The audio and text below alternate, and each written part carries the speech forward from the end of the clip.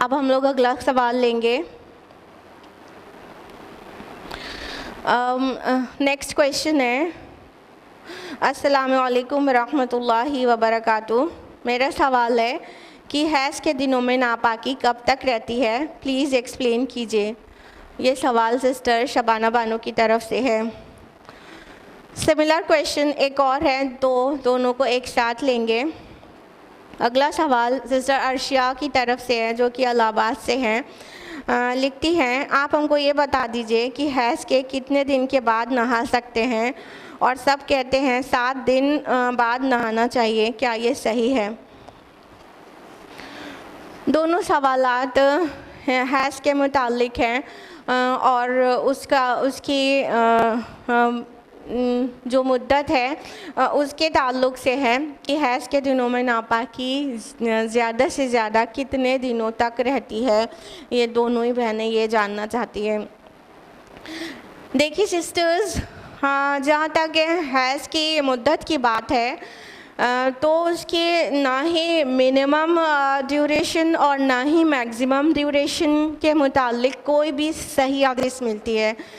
सही हदीस नहीं है, 2 हदीस मिलती है। एक हदीस में है कि उसकी जो मिनिमम ड्यूरेशन है वो 1 डे है और मैक्सिमम ड्यूरेशन है जो वो 15 डेज़ है।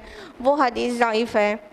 एक हदीस और मिलती है जिसमें मिलता है कि उसकी जो मिनिमम ड्यूरेशन है वो 3 डेज़ है और जो मैक्सिमम ड्यूरेशन है वो 10 डेज़ है, और वो भी हदीस ज़ईफ़ है।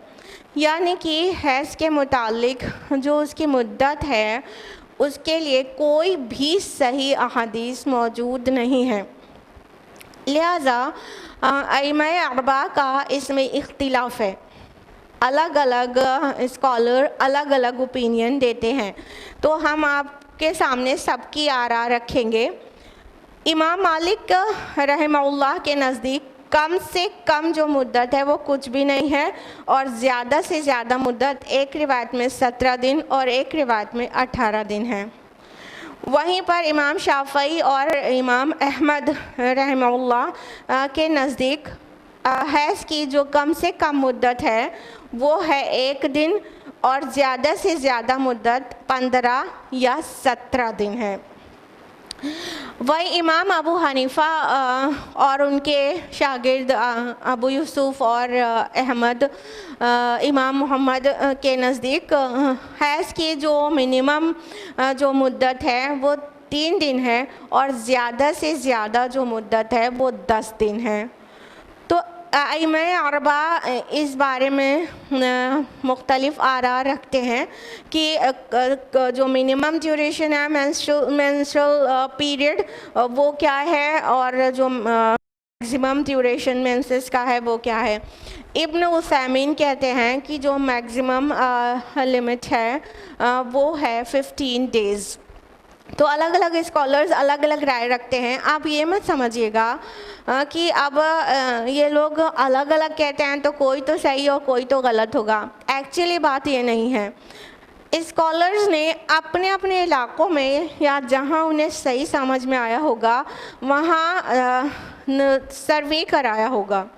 तो मान लीजिए कि 500 ख़वातीन पर सर्वे कराया गया, तो उसमें 500 में इमाम मालिक ने पाया होगा कि ज़्यादा से ज़्यादा 17 से 18 दिन आ रहा है।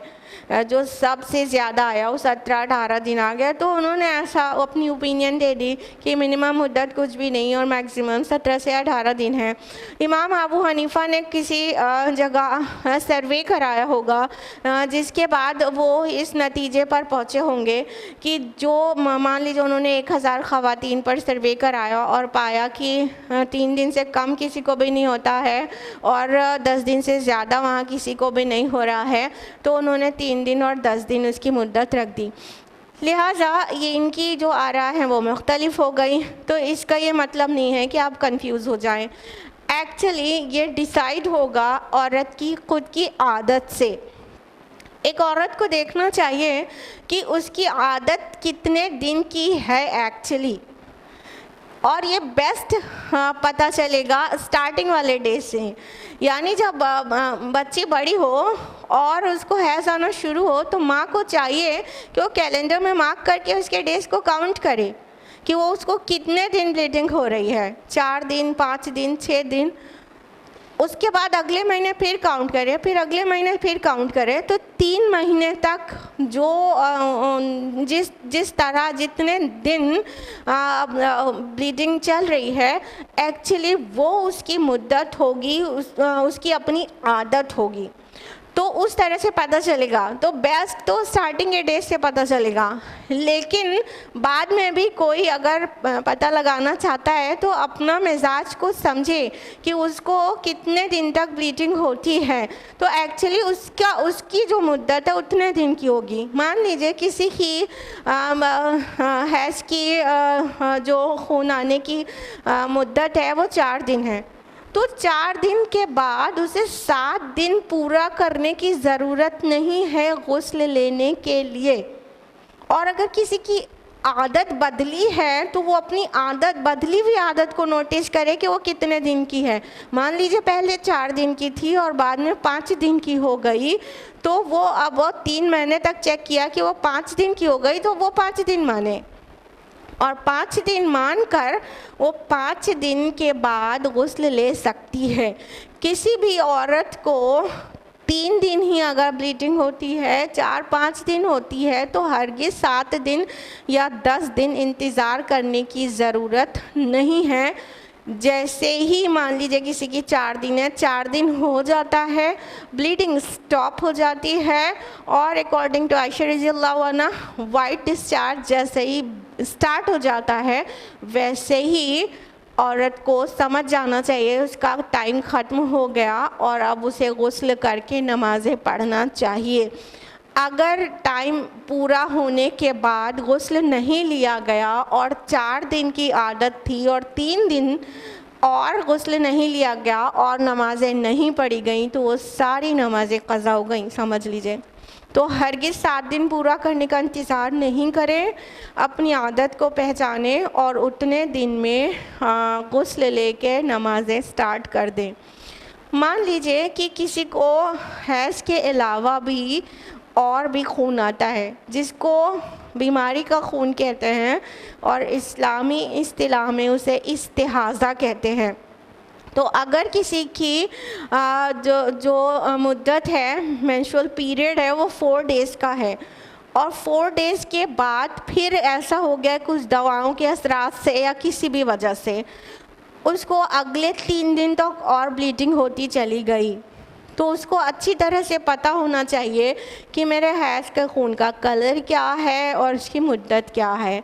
वो औरत अपनी आदत को बहुत अच्छी तरह पहचानती होगी कि ये जो 4 दिन तक आया था वो हैज़ का खून था, फिर उसके बाद भी जो आ रहा है वो एक्चुअली ना ही उसका कलर वो है, ना उसका टेक्सचर वो है, और ना ही वो मेरी आदत के ऐन मुताबिक है। तो वो जो बकिया 3 दिन और ब्लीडिंग हुई वो हैज़ नहीं है, वो इस्तिहाज़ा है। लिहाजा वो औरत भी 4 दिन के बाद गुस्ल लेगी और वो 3 दिन जो और ब्लीडिंग होती रही उसमें वो नमाज़ें पढ़ेगी, रोज़े रखेगी, कुरान टच करेगी, सब कुछ करेगी। ठीक है, तो इस्तिहाज़ा का जो शरई मसला है वो ये कि इस्तिहाज़ा की हालत में इन औरत को नमाज़ें पढ़नी होती है, इवन पैड चेंज करके नमाज़ें पढ़ना चाहिए। तो इस तरह से हैज़ को अपनी आदत को पहचानते हुए एक औरत को उतने दिन तक नमाज़ छोड़नी चाहिए, फिर बाद में वो दिन पूरे होने के बाद सलाह कायम करना चाहिए। एक और प्रॉब्लम होती है बहुत सारी ख़वातीन को और बहुत सारी गर्ल्स को, वो ये कि कभी कभी किसी को ऐसा हो ही जाता है कि जो मेंसेस है वो स्टॉप हो गया, गुस्ल ले लिया, काफ़ी घंटों के बाद या 1-2 दिन के बाद फिर से येलोइश या ब्राउनिश डिस्चार्ज या स्पॉट शुरू हो जाता है। तो ये जो स्पॉटिंग है वो हैज़ का हिस्सा नहीं है, इसके लिए दोबारा गुस्ल लेने की ज़रूरत नहीं है।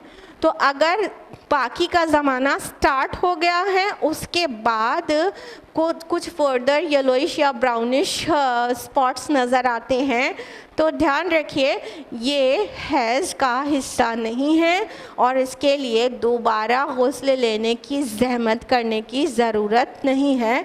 वो आप पाक ही हैं और आप नापाक नहीं हैं, पाकी का ज़माना बीच में गुज़रने के बाद हुई स्पॉटिंग की वजह से। तो ये थे आप दोनों बहनों के सवालात के जवाब। उम्मीद है जवाब आपको मिल गया होगा।